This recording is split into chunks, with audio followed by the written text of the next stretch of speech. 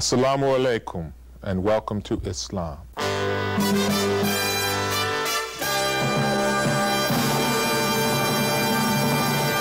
I'm going to vote no on 161 because I feel that there are so many loopholes in the way the bill was written. I'm going to vote no on 161 because I believe it's a bad public policy. Aid in dying only treats the symptoms rather than the solutions. It's going to make California the first government to legalize physician-assisted death. That's why I'm voting against it. I'm going to vote no on Prop 161 because it lacks any protections for patients. It doesn't require witnesses and many other things. It leaves patients vulnerable to abuse and mistake. It's really dangerous for terminally ill patients. I'm going to vote no. While progress in science and technology has impacted our lives positively in many ways, in some areas it has also created problems and raised questions. Because of scientific progress, we have witnessed a tremendous change in the values which have so far identified us as a civilized society. Slowly but perceptibly, a change has come into our thinking. It appears, unfortunately, that some of us no longer want to include a moral dimension to any of our decisions or to any of the solutions made accessible to us because of science and progress. The fault is hardly that of science. It is entirely our own. We are continuously provided knowledge by God in order to act in a responsible manner, and yet time and time again we have failed to do so. Knowledge without responsibility will lead to unmitigated disaster. The Quran is quite emphatic on this point, and the history of mankind readily confirms numerous disasters which mankind has brought upon itself by choosing to ignore this basic fact. Very shortly, we are all going to go to the polls and vote.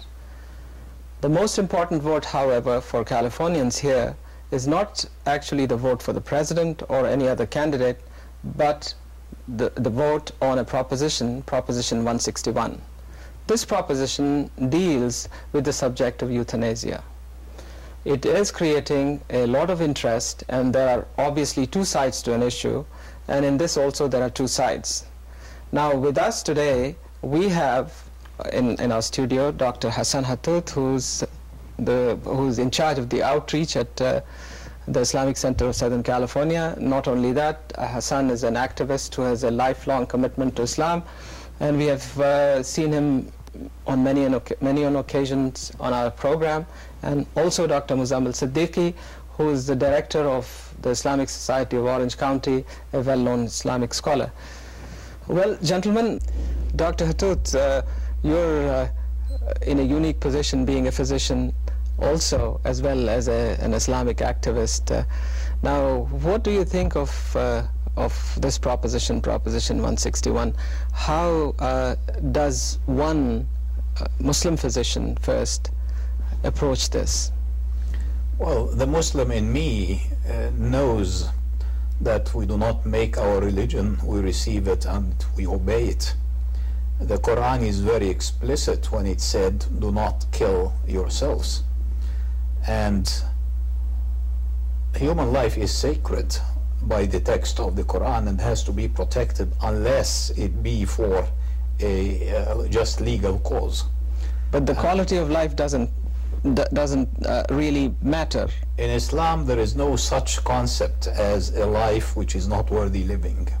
Human life is a value per se, and it cannot be rationalized or conditioned. Mm-hmm. And mercy killing seems to be very relevant to the Prophet's saying that in the people of old there was a man with an affliction that taxed his endurance, so he cut his wrist and bled to death, upon which God said, my subject has hastened his end, I deny him heaven. So well, then in what you're saying is that as much as you're a physician, when you go into the hospital and you see someone who's terminally ill and who's got 10 tubes stuck in different orifices, who's on all kinds of fanciful technology, who's in a miserable state. This is the argument that the Proposition 161 proponents are giving, along with the economic factors. So the human factor, how do you... According to Islam, if the treatment carries no promise, it ceases to be mandatory. But this is a very different thing from taking an active step to terminate a human life. Life is the domain of the Creator. He gives it, He takes it. And as long as I am a physician, and as long as I'm a human being, as long as I'm a Muslim, I serve life. I don't take it.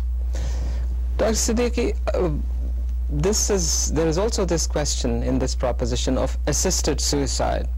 And is suicide allowed in Islam, or? Muslim scholars, Muslim jurists are unanimous that suicide is not allowed in Islam under any circumstances. Life, as Dr. Hassan was mentioning, life is a gift from God. God controls it. God gives it, as the Quran says in the chapter number 25, لا يملكون موتا ولا حياة ولا نشورا. They do not control, they do not possess neither the death nor life nor resurrection. This is under the control of God. And there are many other places in the Quran where this has been mentioned, that life is a gift from God and you are not supposed to kill even your own self. لا تقتلوا أنفسكم لا تلقوا بأيديكم إلى التهلكة. Number of other places. Do not throw yourself into destruction. Do not kill yourself. So there are very clear words in the Quran, and then also the sayings of the Prophet, peace be upon him, on this subject. So suicide or killing of any other person, both of these things are not allowed in Islam. Yeah, but the question of compassion, I mean, Muslims, one of the most often repeated attributes of God is His compassion. The sense that the proponents of this 161, Proposition 161 are dwelling on, or at least making an issue of, is that it is really the kind of compassion that one human being must have for the other, and to ease him through this passage. I wonder if the proponents of the proposition would be willing to go out and kill all the AIDS patients, for example, who are terminally ill. Would they be willing to go out and kill the tens of thousands of those people? But that is subject to whether or not the person requests it. As a matter of fact, if killing is the easy way out, the impetus for research to find a therapy or a treatment would certainly be undermined. And moreover, as a physician, I don't think there is any kind of pain which cannot be dealt with either pharmacologically or surgically. And when, in the situations when you cannot really avoid pain, to be patient, mere patience in the face of pain and adversity, is considered in Islam to be a commendable and rewardable charity. The hurrying to kill oneself does not presuppose that there is a hereafter and that you will be asked, I've given you yourself, your body, etc. What did you do with it? We are entrusted with our bodies for keeping them, not for killing them. I think mercy killing is a infamy. There is really no such thing as called mercy killing, because there is no mercy in killing. Doctor's job is to save life. Doctor's job is to help so that a person can live with health in good way. Doctor's job is not to terminate life, because termination of the life is in the hand of God alone. Only God knows what is most merciful for a person. God is most merciful, most compassionate, and He has kept it in His own hand. He has not allowed that to anyone else to do that, unless, as was mentioned before, there are specific cases where a person has committed a crime for which he deserves, or if there is a just war situation.